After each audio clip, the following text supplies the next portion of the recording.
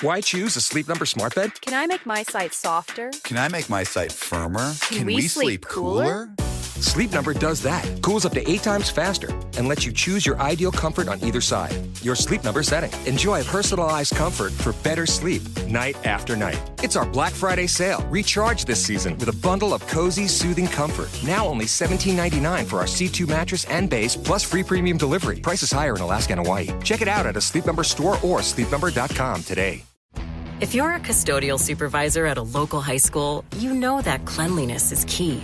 And that the best place to get cleaning supplies is from Grainger. Grainger helps you stay fully stocked on the products you trust, from paper towels and disinfectants to floor scrubbers. Plus, you can rely on Grainger for easy reordering, so you never run out of what you need. Call 1-800-GRAINGER, click Grainger.com, or just stop by. Grainger, for the ones who get it done. Hey, Ryan Reynolds here. Wishing you a very happy half-off holiday, because right now Mint Mobile is offering you the gift of 50% off unlimited. To be clear, that's half price, not half the service. Like, Mint is still premium unlimited wireless for a great price. So that means a half day. Yeah? Give it a try at mintmobile.com/switch. Upfront payment of $45 for 3-month plan, equivalent to $15 per month required. New customer offer for first 3 months only. Speed slow after 35 gigabytes if network's busy. Taxes and fees extra. See mintmobile.com.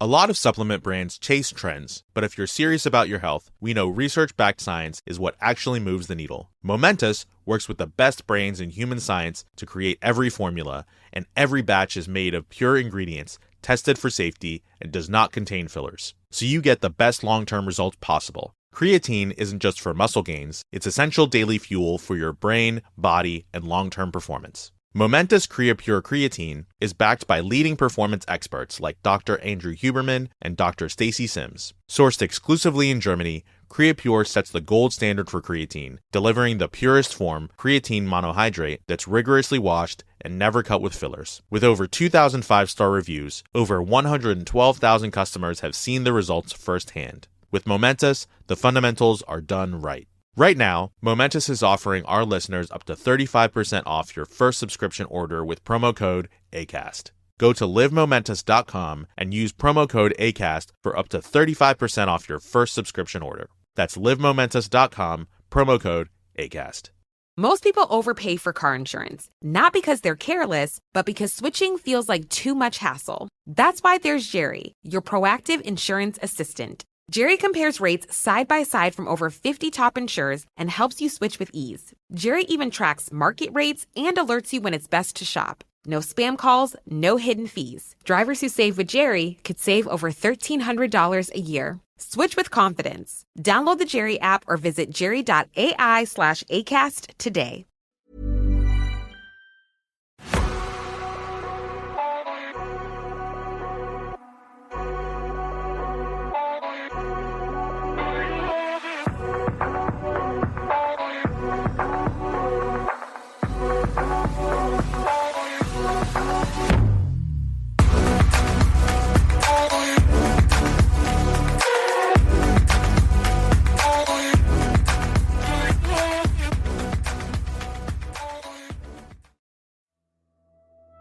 Hello, I'm Sarah.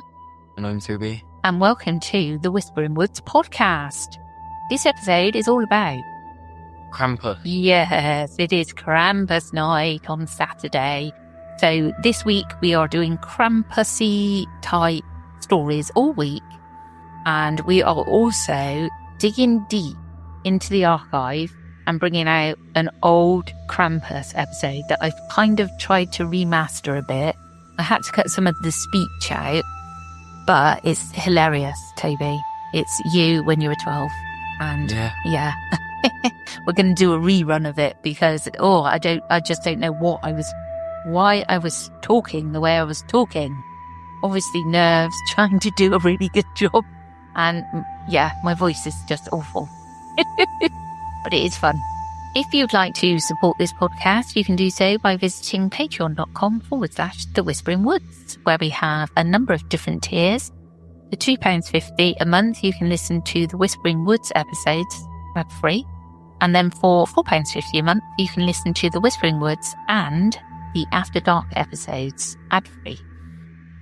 We are also on Apple Premium, where for $4.99 a month you can listen to all episodes ad-free. Right, that's my little bit of business. Now we're going to move on. I love Krampus Night, and you know for sure I'm going to be watching the film Krampus. Yeah. My tradition. Also, I've noticed there's a second film of Trolls, I think it's called. Or Troll. On Netflix. Yeah, I've been saving that. I've earmarked it. Norwegian one. Yeah, I love it. Anyway, I'll get straight into this. So I've kind of gone over a little bit about Krampus, but then we're looking at things that have happened around the world that could be tied into Krampus, okay? A little bit different. Are you ready for the story? Yes, I am. Snow crunched under 2 pairs of small boots as the brothers made their way home at dusk. The forest flanking their path was already pitch dark, the trees brittle with frost. Not a single sleigh bell echoed from the village yet. Just an eerie silence. Then somewhere in those black woods came a sound. Clink, drag, clink. Chains, rattling ever so faintly between the trunks. The boys froze. They knew the old stories their father had told them about a horned Christmas demon who wandered the winter nights with chains hanging from his furry arms. Neither dared to speak. The younger gripped the elder's coat as the metallic clanking grew louder. In their minds, there was only one thing it could be. Terror seized them. They turned and ran screaming back toward the warm glow of home, convinced that something was following close behind. By now, you're familiar with the image, a shaggy horned figure with cloven hooves and a lolling tongue, rattling chains and carrying a bundle of birch switches. Traditionally, he's said to stalk the winter streets on Krampusnacht, assisting St. Nicholas by punishing naughty children. But tonight, we're not here to recount old folk tales. Instead, we're delving into something far more unsettling. Real-world encounters. Could the Krampus, or something like him, exist outside of storybooks? It turns out that chilling reports of a Goatman creature are not confined to the Alps. As folklore spreads, so do sightings of a Krampus-like entity, from small towns in the Americas to remote valleys in New Zealand. Legends of similar horned humanoids abound. Most people dismiss them as hoaxes or misidentifications, yet a few brave souls swear they have been seen, heard, or even stalked by something that reminds them of the Christmas demon. Our first tale comes from a subtropical city, far from Krampus's alpine home. It's 1998 in Caracas, Venezuela, a place where the figure of Krampus is not part of the local Christmas lore. Yet one family encountered something they could only call El Diablo. Imagine a warm December evening in a quiet Caracas neighborhood. A 7-year-old boy and his older sister, she's about 13, are walking home after a family gathering. Holiday lights blink from windows and the sounds of distant fireworks pop in the night air. Christmas is only days away. The children chat softly, the younger one clutching a new toy he got early. As they round a corner near their house, the elder sister suddenly gasps and grabs her brother's arm. There, just beyond their front gate, stands a tall, dark silhouette, illumined by a single flickering street lamp. The figure appears to be covered in black hair and has an odd, hunched posture. 2 points horns, perhaps, jut from its head. Before the little boy can comprehend what he's seeing, the creature moves. It lopes across the yard with an uncanny gait. Later, he would remember thinking it looked like a funny-looking kangaroo, of all things. Perhaps it was the bent legs, or the way it hopped away into the shadows. His sister knew better. She let out a scream, and, overwhelmed by fright, fainted on the spot. The boy stood there confused. In his innocent mind, the horned figure hadn't triggered the same alarm.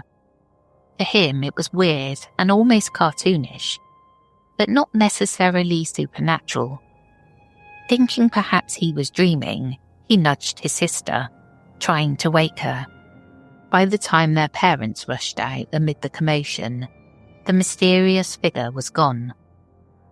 For years, neither sibling spoke of that night. The boy, in fact, nearly forgot the incident, assuming it had been some childish nightmare. It wasn't until many years later, as adults, that his sister brought it up again.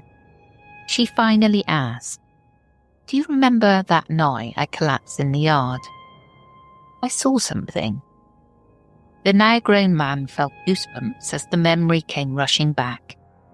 They both realised that both of them had witnessed the same creature, one they couldn't explain. In the local tongue, their family had one name for the horned, long-legged beast: El Diablo, the devil. It's as if the old European Krampus had paid an unwelcome visit to South America that Christmas. Whatever it was, the encounter left the siblings with a lifelong fear whenever December rolls around. Our next encounter comes from the high mountains of the Pacific Northwest in the United States, about as far from Caracas as one can get. The storyteller is a man, recalling an incident from his teenage years in rural Washington state. He grew up on a Native American reservation, where elders sometimes spoke about a hoofman or skinwalker roaming the outskirts. As a skeptical 17-year-old, he never gave those stories much credit. Until one summer evening, when he went out for a run and came face to face with something out of a nightmare. It was a little after 7 p.m, still light out on a long July evening. This young man often jogged a few miles of dirt road that wound past an old, overgrown cemetery on the edge of town. The sun was low, painting the sky in amber, but daylight clung stubbornly to the world. He remembers that he was lost in his music and the rhythm of his sneakers on gravel, barely paying attention to the rows of leaning tombstones to his left. That changed when he noticed movement in the corner of his eye. From a tangle of brush by the cemetery fence, something stood up. A man, or so he assumed, rose out of the weeds about 20 feet from the road, and then, inexplicably, started running parallel to him. The figure matched his pace easily, crashing through the 4-foot-tall grass that separated the graveyard from the road.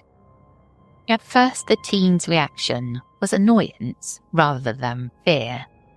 In this remote community, it wasn't heard of to run into the occasional oddball. He figured some prankster living on the property was mockingly jogging alongside him as a joke. The copycat kept about 20 feet of distance, trotting through the brush and occasionally leaping, almost playfully, over fallen logs and headstones. The teenager rolled his eyes and pushed himself to run a little faster, unwilling to give the weirdo the satisfaction of a reaction. They carried on like this for 100 yards, but something about the stranger's silhouette was gnawing at the young man's mind. The way he leapt and moved seemed off. So our narrator stole a fuller glance mid-stride and felt his stomach drop.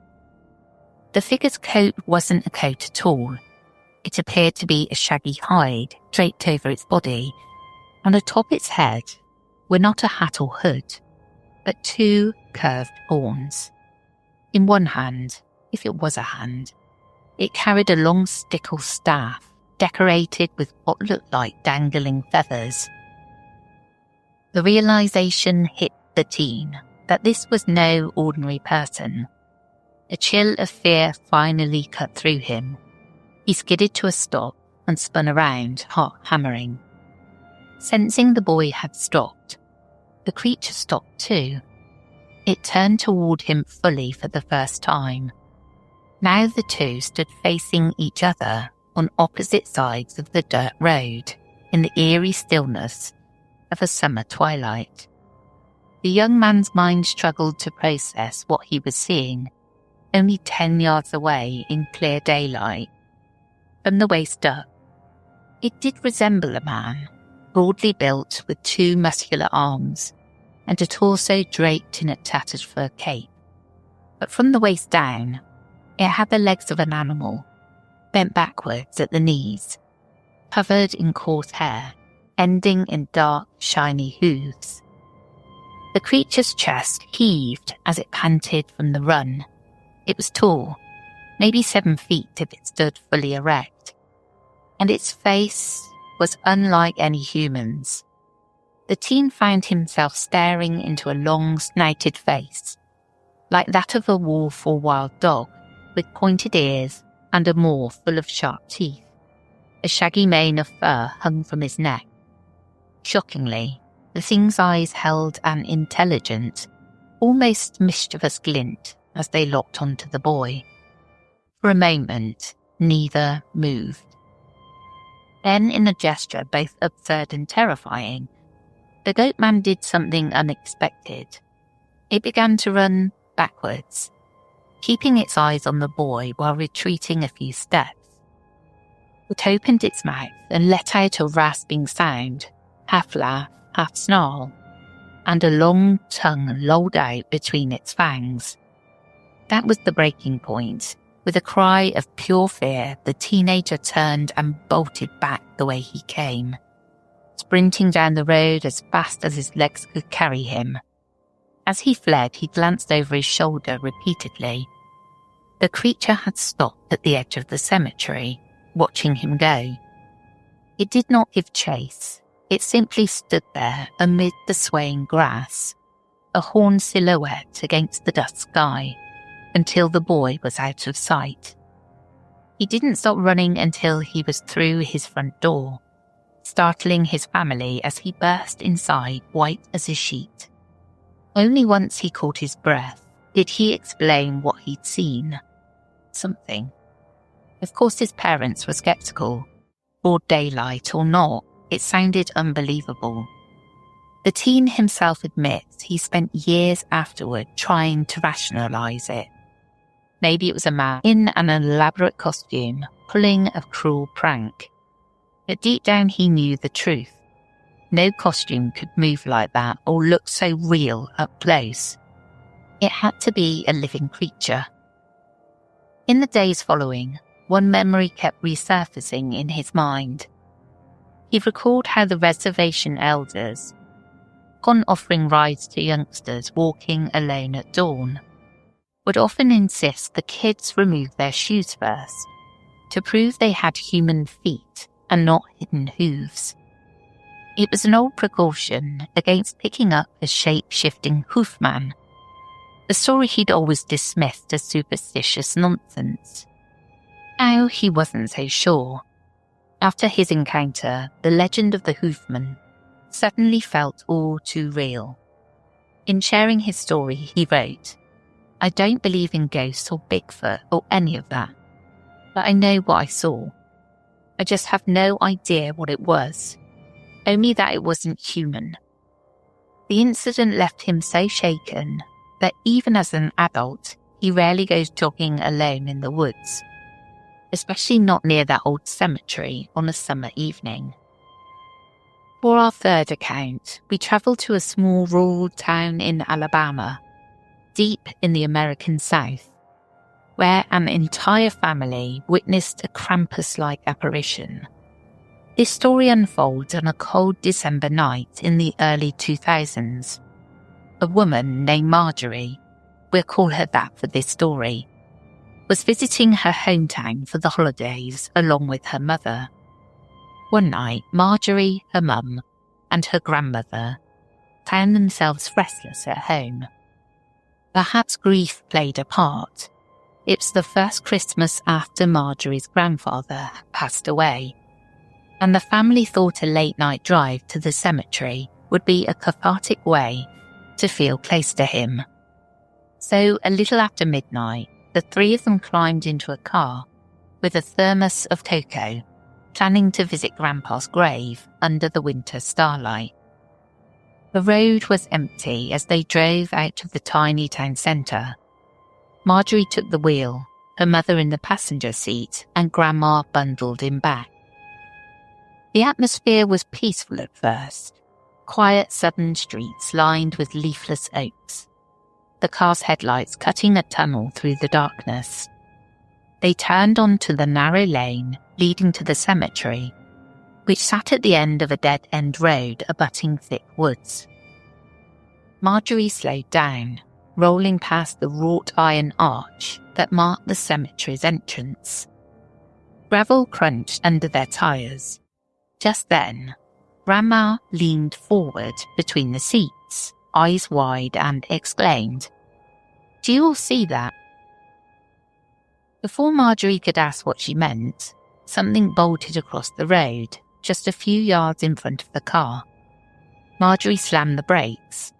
In the stark wash of the headlights, a tall black figure flashed by. It moved on two legs, but far faster than any person could.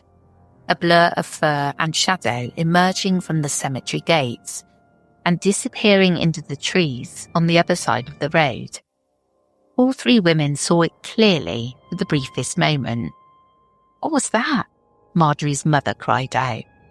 Marjorie's hands were locked on the steering wheel, knuckles white, as she tried to process the image. The figure was roughly man-shaped, but hunched forward as it ran, and it definitely had horns or antlers on its head.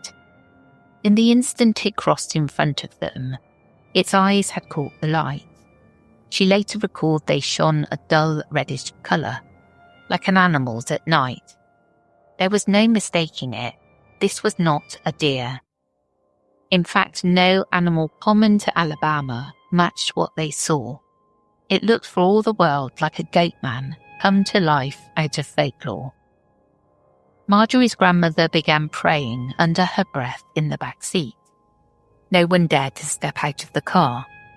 They inched forward just enough to shine the headlights toward Grandpa's headstone in the distance.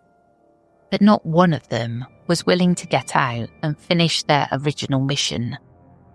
Marjorie said, voice shaky, "Sorry, Grandpa." With that, she threw the car into reverse and backed out of the lane as fast as she could, never taking her eyes off the dark tree line where the creature had vanished.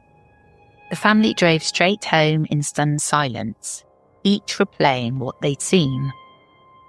Any thought that it was some teenager in a costume pulling a prank seemed implausible. Who would lurk at a graveyard after midnight in a get-up like that and move so fast? And besides, the creature's gait and pitch-black form were unlike any harmless prankster. The women knew they had witnessed something that defied easy explanation.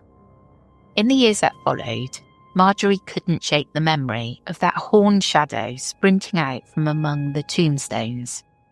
She would talk about it with only a few close friends, the kind that wouldn't laugh at her. As it turned out, her experience wasn't unique. In that same Alabama town, at least 2 other people had reported seeing a black, goat-like creature near the cemetery around that time. All of the descriptions matched.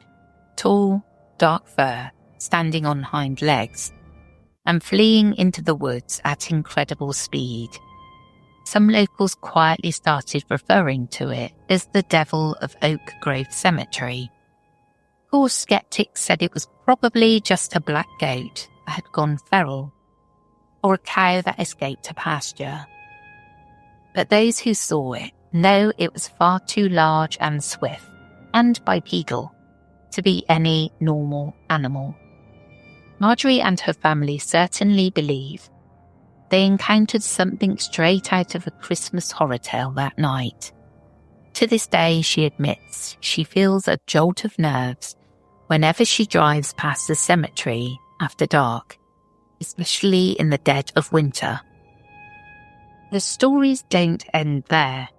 As news of these encounters spread, more people have come forward with their own bizarre experiences. Not all of them involve actually seeing a monster. Sometimes it's just unsettling signs that suggest something was nearby. In a few alpine villages in Europe, for instance, there are tales of families hearing the jingle of bells or the scrape of chains outside their doors in the dark of Krampusnacht, only to find nothing when they gathered the courage to look. Is it overactive imaginations fueled by holiday spirits? Perhaps, but it leaves you wondering how an imaginary creature could leave cloven footprints in the snow. On a native reservation in the American Southwest, there's a local legend of a figure they nickname Hoofy.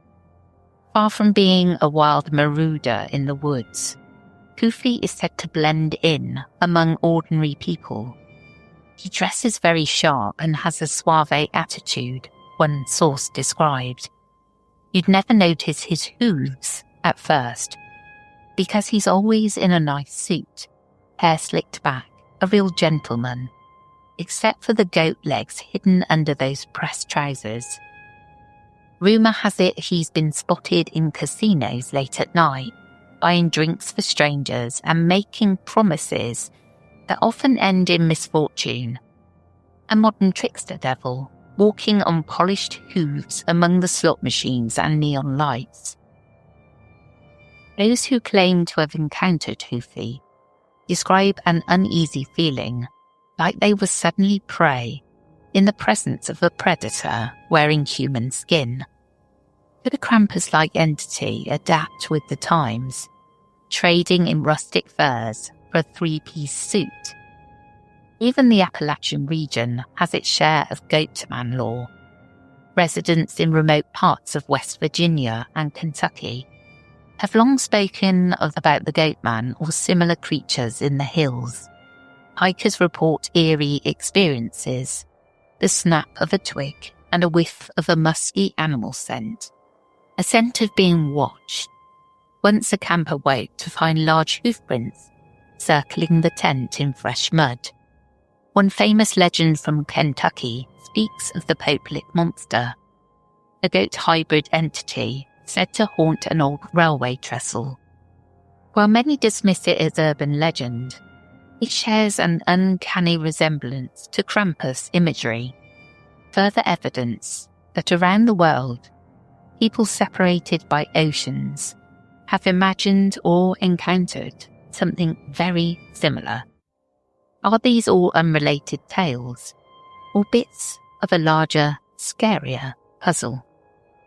Perhaps these encounters are a reminder of the power that legends hold over us.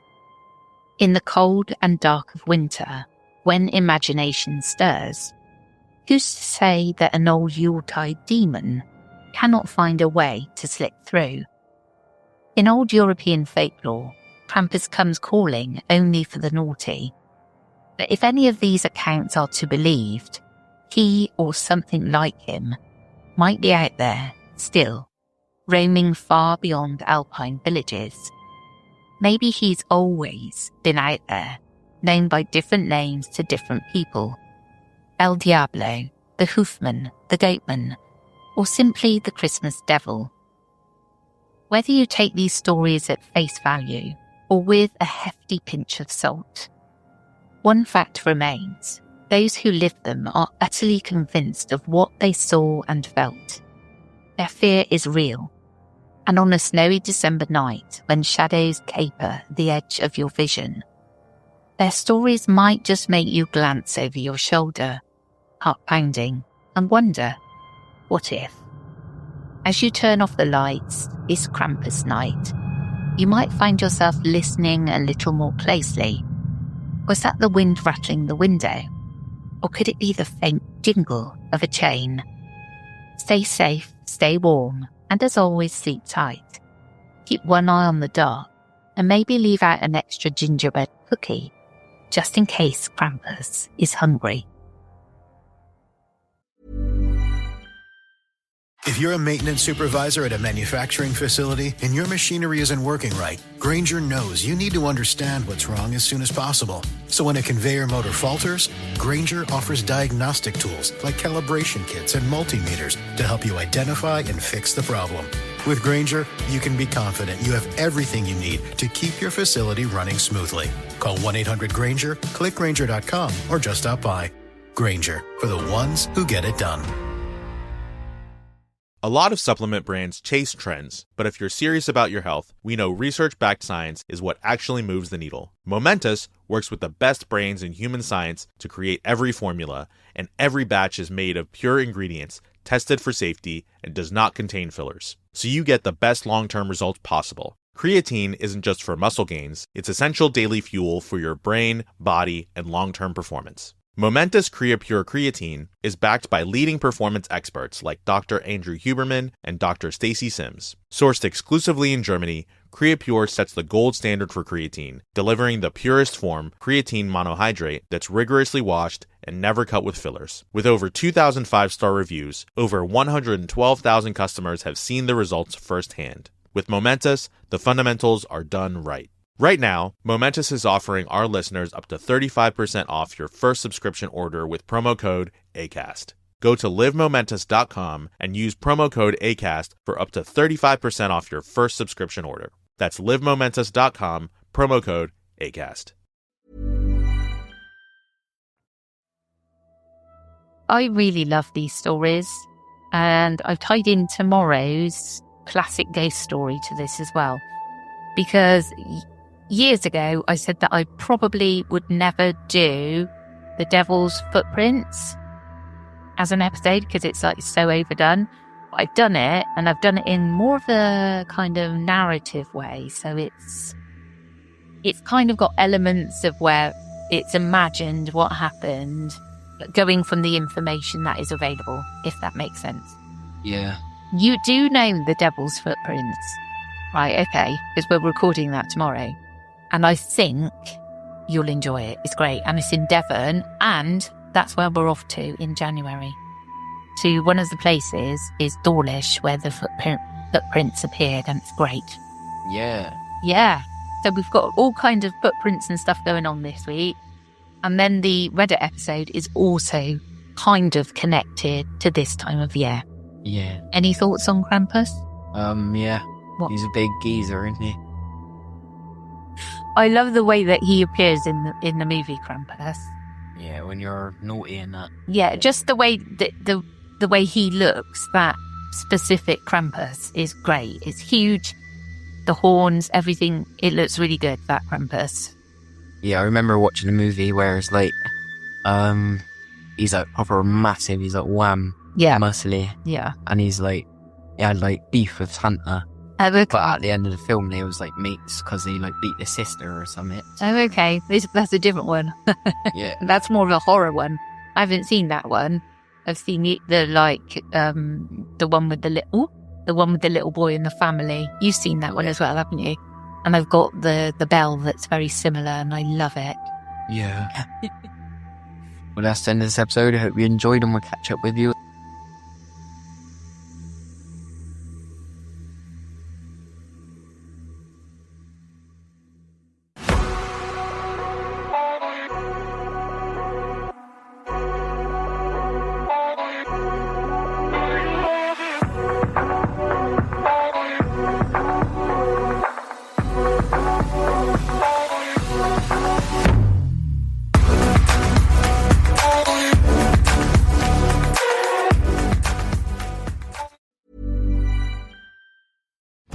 If you're a custodial supervisor at a local high school, you know that cleanliness is key, and that the best place to get cleaning supplies is from Granger.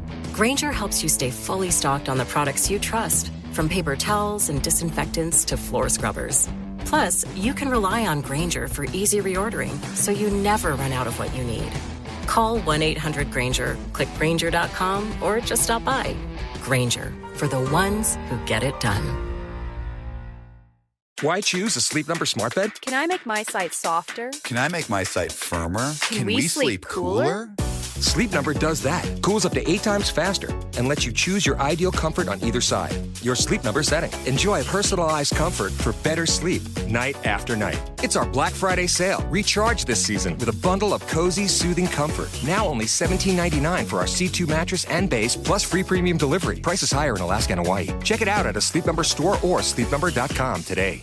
So good, so good, so good. Give big, save big. With Rack Friday deals at Nordstrom Rack. For a limited time, take an extra 40% off Red Tag clearance for total savings up to 75% off. Save on gifts for everyone on your list, from brands like Vince, Cole Haan, Sam Edelman, and more. All sales final and restrictions apply. The best stuff goes fast, so bring your gift list and your wish list to your nearest Nordstrom Rack today. The stories told on the Whispering Woods are inspired by historical records, witness reports, and local folklore. While every effort is made to research and represent events accurately, some details, names, and locations may differ from official accounts or have been changed out of respect for those involved. These episodes are created for storytelling and entertainment purposes, and should not be considered definitive fact or investigative journalism.